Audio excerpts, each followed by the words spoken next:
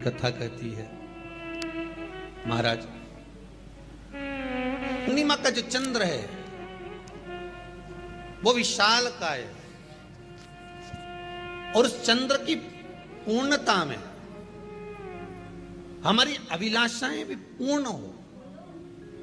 आप आस्था चैनल के माध्यम से जितने लोग कथा सुन रहे हैं, फेसबुक यूट्यूब पर जितने कथा सुन रहे हैं और कुबेरेश्वर धाम में जितने कथा सुन रहे हैं, आप में से कितने लोग हैं जो पूर्णिमा का व्रत करते हैं? जो माताएं करती हो जरा हाथ उठाइए। पूर्णिमा का व्रत जो करते हो ना आप लोग, रखिए।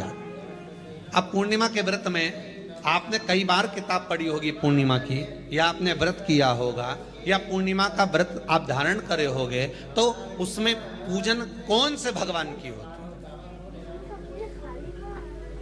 पूर्णिमा के व्रत में किस भगवान की पूजन होती है? तो कहा पूर्णिमा के व्रत में केले के खंभ लगाकर पूर्णिमा का जो अध्यापन होता है, पूर्णिमा की जो पूजन होती है, उस पूजन में शंकर और पार्वती की पूजन की है, शिव और नारायण की पूजन करी जाती है, शंकर और पार्वती का स्मरण किया जाए। किसकी पूजन होती है? शिव पार्वती।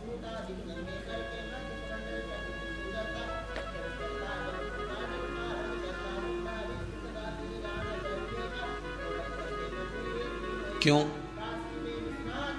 शंकर और पार्वती का पूजन क्यों करा जाता है पूर्णिमा के व्रत में? क्योंकि शिव और माता पार्वती ही केवल एक ऐसे हैं जिन्होंने अपूर्ण लक्ष्मी को भी पूर्ण बना दिया था। किसको पूर्ण बनाया है? लक्ष्मी। पूर्णिमा के दिन अगर आप शंकर भगवान को एक लोटा पानी अगर शिव को समर्पित कर रहे हो, श्वेत पुष्प को रखकर शंकर जी के ऊपर सफेद फूल को चढ़ाकर अगर एक लोटा जल भी, एक पात्र जल भी शंकर को समर्पित कर रहे हो, तो ये लक्ष्मी के लिए ही तो कर रहे हो। और कौन सी लक्ष्मी? पूर्ण लक्ष्मी।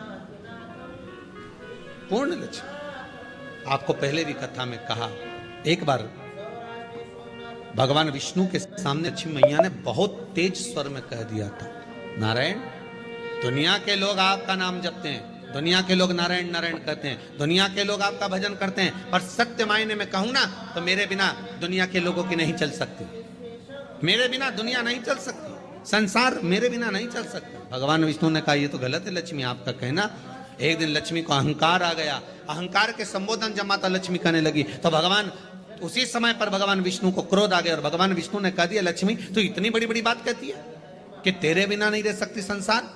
मैं तुझे कहता हूं लक्ष्मी, तू अपूर्ण है। तू अपूर्ण है, तू पूर्ण कब हो गई?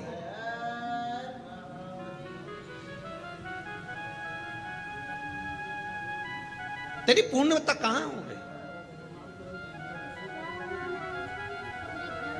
लक्ष्मी की आंख से आंसू बहने लगे। आज आपने मुझे अपूर्ण कहा है। आपको मालूम है आप मुझे अपूर्ण कह रहे हो? आपको यह ज्ञात हो रहा है आप मुझे अपूर्ण कर रहे हो?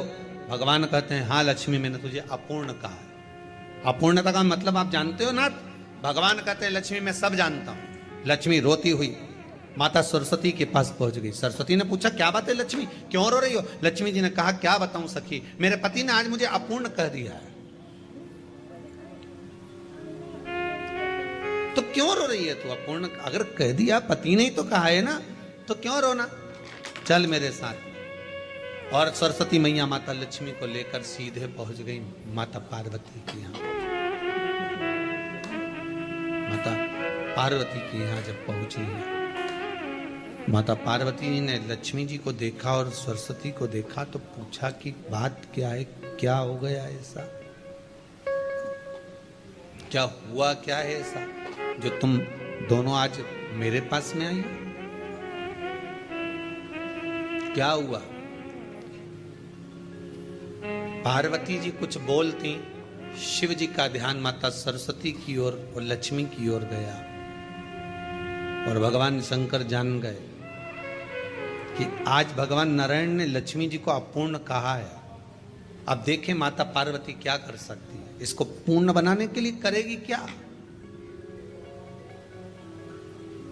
क्या हुआ? माता सरस्वती जी बोली लक्ष्मी को अपूर्ण कह दिया। अपूर्ण कह दिया? हाँ, तो क्या सोचना उसके लिए? इसको मैं अभी पूर्ण बना देती हूं। माता जगत जननी पार्वती ने गोदी में विराजमान गणेश जी को उठाया और उठाकर लक्ष्मी जी की गोद में दे दिया। ले लक्ष्मी, आज से तू पूर्ण हो गई। लक्ष्मी, आज से तू पूर्ण है। गोदी में जब तक संतान नहीं है तो नारी को लोग अपूर्ण समझते हैं, पर माता पार्वती जी ने संपूर्ण ब्रह्मांड में एक सिद्धता प्रदान कर दी कि अपने गोदी के लाल को, अपने गोदी के पुत्र को माता ने लक्ष्मी की गोद में देकर लक्ष्मी को पूर्ण बना दिया। वो दिन कौन सा था? पूर्णिमा का दिन था। पूर्णिमा के कितने व्रत होते हैं? बोलते जाओ, जरा जल्दी जल्दी बोलो।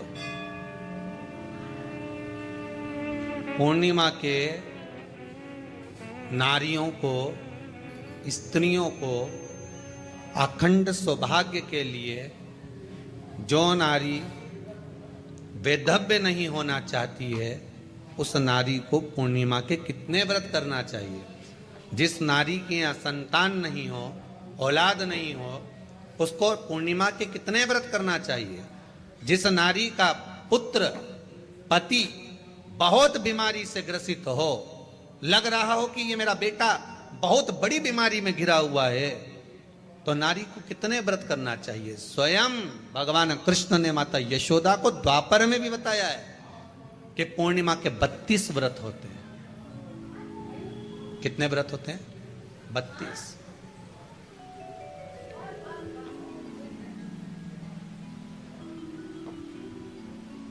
स्वयं भगवान कृष्ण यशोदा रानी को, माता यशोदा जी को भी बता रहे 32 व्रत। अब आपको किसी ने बता दिया होगा कि 8 कर लो, 7 कर लो, 6 कर लो, 12 कर लो, इसलिए आपने बोला कि 12 कर लीजिए, 32 कर लीजिए। अरे यहां तो द्वापर की कथा भी कहती है। यशोदा जी ने एक बार भगवान कृष्ण को रोक कर कह दिया, ए कन्हैया रुको। कन्हैया बोले, बोलो माँ, क्या बात है? कन्हैया जरा रुकिए, इधर आओ जरा। भगवान कृष्ण आए। हाँ माँ बोलिए। किस जगह का प्रसंग है ये? जिस समय पर राधा रानी कुरुक्षेत्र में नंद बाबा और यशोदा जी को लेकर कुरुक्षेत्र के कुंड में, ब्रह्म सरोवर में स्नान कराने के लिए लेकर जाती हैं, ग्रहण का समय पर। और जब भगवान कृष्ण उस कुरुक्षेत्र के उस सरोवर में स्नान करने आते हैं, तब यशोदा जी ने अपने लाला से प्रश्न किया है, पूछा है,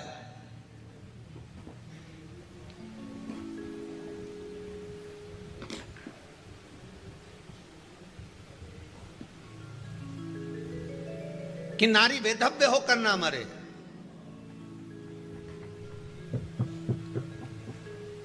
उसका पति कोई रोग से ग्रसित ना हो, उसका पुत्र किसी रोग में ना पड़े।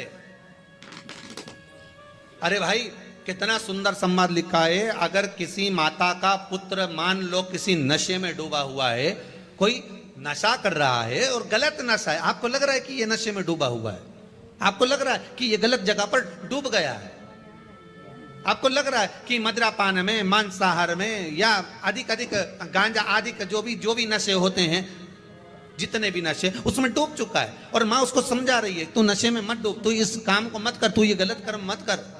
माँ उसको समझा कर हार गई। तो मेरा माताओं से निवेदन है, आप उसको समझाना बंद कर दो, एक काम करना प्रारंभ कर दीजिए। हमें जो शिव महापुराण के माध्यम से शास्त्र कह रहा है कि आप 32 पूर्णिमा के व्रत प्रारंभ कर। उसमें करना क्या है आपको? केवल जिस दिन व्रत रहे, रात्रि के समय पर कोई भी मीठा, कुछ भी सामग्री आप चंद्र की रोशनी में, चंद्र को अर्घ देने के बाद, पूजन करने के बाद उसको रखो, और वही सामग्री जो नशा कर रहा है उसको पूर्णिमा के दूसरे दिन उसको खिलाओ। आप धीरे धीरे खिलाना चालू करेंगे, जिस नशे में वो डूबा हुआ उस नशे से वो छूटना प्रारंभ हो जाएगा। 2 पूर्णिमा व्रत करके तो देखो, 3 में तुम्हें जरूरत ही नहीं पड़ेगी। धीरे धीरे आप रुक, वो छूटना प्रारंभ हो जाएगा। स्वयं भगवान कह रहे हैं। यशोदा मैया ने कन्हैया को रोक लिया कुरुक्षेत्र के उस मैदान में, और भगवान कृष्ण का दर्शन माता यशोदा जी करी। बहुत बहुत दिनों के बाद माँ को, आज माता यशोदा को लाला का दर्शन हुआ, बहुत समय के बाद, जाने के बाद, बहुत समय। जब देवता 33 कोटि देवता उस चंद्र के इंतजार में रहते हैं कि ये चंद्र प्रबल होगा, तब जाकर ये चंद्र यहां पहुंचेगा, तब जाकर हम मंथन करेंगे, तब जाकर वो अमृत मिलेगा, और उस अमृत को देवता धारण करेंगे तो वो आनंद पा जाएंगे। तो हम क्यों शरद पूर्णिमा छोड़ें? हम क्यों एक एक पूर्णिमा छोड़ें? एक एक पूर्णिमा के महत्व को जानिए। कोई पूर्णिमा साधारण नहीं है, कोई प्रदोष साधारण नहीं है, कोई शिवरात्रि साधारण नहीं है। 12 महीने शिवरात्रि पड़ती है, 12 महीने में प्रदोष पड़ते हैं, पर 12 महीने पड़ते हैं। हम उसका महत्व ही नहीं जान पाते।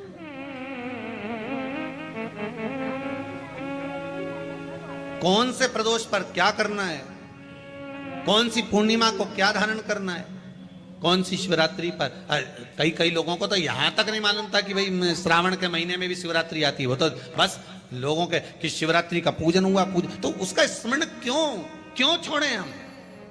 अगर ये वेद और शास्त्र ब्राह्मणों को दिए गए हैं, ये वेद और शास्त्र विद्वज्जन को दिए गए हैं, तो इसका स्मरण होना चाहिए कि हम निकाल कर जनमानस तक ये चीज पहुंचाएं कि हमें इस दिन ये पूजन करना है। उसका स्मरण होना चाहिए।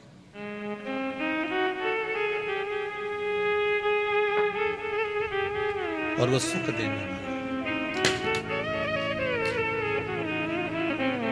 भगवान कृष्ण से यशोदा जी ने पूछा तो भगवान कृष्ण ने कहा, मां, पूर्णिमा का व्रत अगर नारी 32 पूर्णिमा धारण कर लेती है तो वो नारी बेधव्य होकर नहीं जाती।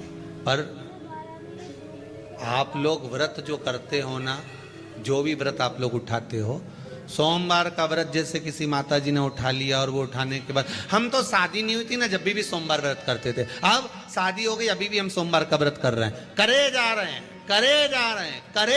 हैं, पर उसका कोई उद्यापन नहीं करा, कोई संकल्प नहीं लिया गया कि मैं 5 करूंगी कि 16 करूंगी कि 25 करूंगी कि 31 करूंगी कि 21 करूंगी। इसलिए पूर्णिमा व्रत का विधान में कहा गया कि 32 पूर्णिमा का पहला संकल्प होना चाहिए। उसके बाद आपकी 32 पूरी हो जाए, फिर आप दूसरे और व्रत कर लो, फिर 32 कर लो, फिर 32 कर लो, पर उसमें पूर्णता का भाव। अभी तक किसी के सोमवार और गुरुवार और शुक्रवार के व्रत ही पूर्ण नहीं हुए, अभी तक चल रहा है, अभी तक चल रहा है। हम तो सोमवार का व्रत करते हैं, हम तो शनिवार करते हैं, अब शनिवार करते करते 4 साल हो गए, 6 साल हो गए, 5 साल हो गए। भगवान को तो थोड़ा बहुत कुछ खिला पिला के उनको एक बार तो विश्राम दे। ये जितनी पूर्णिमा के व्रत हैं, जितने 12 महीने जो पूर्णिमा पड़ती है, पूनम पड़ती है, ये भले दुनिया के लोग कहते हैं कि ये भगवान राधा और कृष्ण से संबंध रखते हैं, सीता राम जी से संबंध रखते हैं, राम और कृष्ण से संबंध रखते हैं, पर इनका यदि सही संबंध समझा जाए, इनके सही संबंध का यदि स्मरण करा जाए, इनके सही संबंधों का यदि वर्णन किया जाए, तो शिव और चंद्रमा के जो मिलन का केंद्र बिंदु है वही पूर्णिमा है। केवल एक पूर्णिमा वहीं तक नहीं रही कि भगवान कृष्ण और राधा जी ने रास किया। भगवान कृष्ण और राधा जी रास कर रहे हैं, केवल पूर्णिमा वहीं तक सीमित नहीं रही, केवल वहीं तक उसकी सीमितता नहीं है। एक बात ध्यान रखिएगा, यदि काया का रोग हो गया, मान लो शरीर कहीं से सफेद पड़ रहा है, कहीं से काला पड़ रहा है, शरीर में से खाल की फुकड़ी निकलना प्रारंभ हो गई हो, शरीर में काले काले चट्टे पड़ना चालू हो गए हों, या कोई विशेष रोग हो गया, कोई विशेष शरीर में रोग है, बीमारी है, काया बेकार हो रही है, तो सीधी सीधी बात शिव महापुराण की कथा कहती है, सुंदर आनंद में श्रवण कर कर आप अपने जीवन को, ये पूर्णिमा शिव महापुराण की कथा कर पूर्णिमा आ रही है, कुछ नहीं करना, पीपल का एक पत्ता, उस पत्ते पर थोड़ा सा चावल, थोड़ा सा चावल, पूर्णिमा की रात्रि को अपने हाथ में लेकर, अपने नयनों से लगाकर, शरीर पर से स्वयं उतारकर उसको दरवाजे के पास रख दीजिए। पूर्णिमा की रात्रि को पूर्ण होने पर उस चावल को दूसरे दिन सूंघ कर बहते हुए पानी में डाल दीजिए। महाराज कितने भी रोग से ग्रसित हो गए, पीपल का एक पत्ता 52,000 ब्राह्मण की साक्षी कराता है। महाराज बहुत ध्यान देना, पीपल के वृक्ष में स्वयं नारायण का, मेरे कृष्ण का वास है। स्वयं भगवान गीता के अंतर्गत कहते हैं कि मैं पीपल का वृक्ष हूं, नारायण उसी 52,000 ब्राह्मणों का वासा एक पीपल के पत्ते में होता है। और आपको पहले भी कथा में कहा, गाय, ब्राह्मण, बहन, बेटी, ये सब काल का हरण करने वाले, काल को हरने वाले हो, रोग को मिटाइए। शिव का स्मरण करो। पूर्णिमा के दिन चावल का एक आखा दाना, आखा दाना जानते हो, पूरा खंडित चावल नहीं, कितना चावल, एक दाना चावल शंकर भगवान के शिवलिंग पर समर्पित करिए। एक बेलपत्र जिसका डंडी का मुख अपनी ओर हो, जहां से चावल चढ़ाया है, उस चावल के ऊपर अपनी कामना कर कर रख दीजिए और चंद्रमौली भगवान का स्मरण करिए। कौन से भगवान? शंकर भगवान का सर्वश्रेष्ठ सुंदर नाम है चंद्रमौली।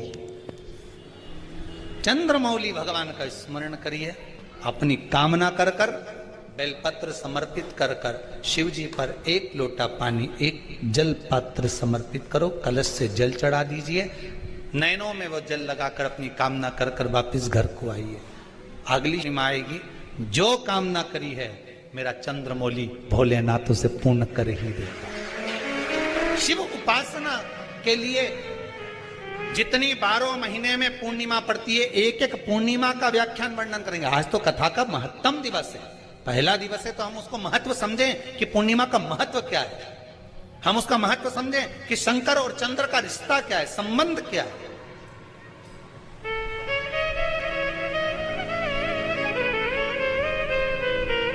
भगवान ने जितनी पूर्णिमा बनाई है, जितने नक्षत्र बनाए, जितनी घड़ी बनाई, जितना पल बनाया, जितना समय बनाया, ये शंकर भगवान ने जो बनाया ये गलत नहीं बनाया, श्रेष्ठता के लिए बनाया, जग के उद्धार के लिए, संसार के उद्धार के लिए बनाया। अब उसका प्रयोग आप करें ना करें या आपके ऊपर है। आप उसका प्रयोग कर रहे हैं ना कर रहे हैं, आपके ऊपर, पर जो बनाया है मेरे भगवान। श्री शिवाय नमस्तुभ्यम। हर हर महादेव। पूज्य गुरु जी ने पूर्णिमा के दिन किए जाने वाला विशेष उपाय बताए हैं। यह उपाय करके आप अपने जीवन में लाभ प्राप्त कर सकते हैं। श्री शिवाय नमस्तुभ्यम।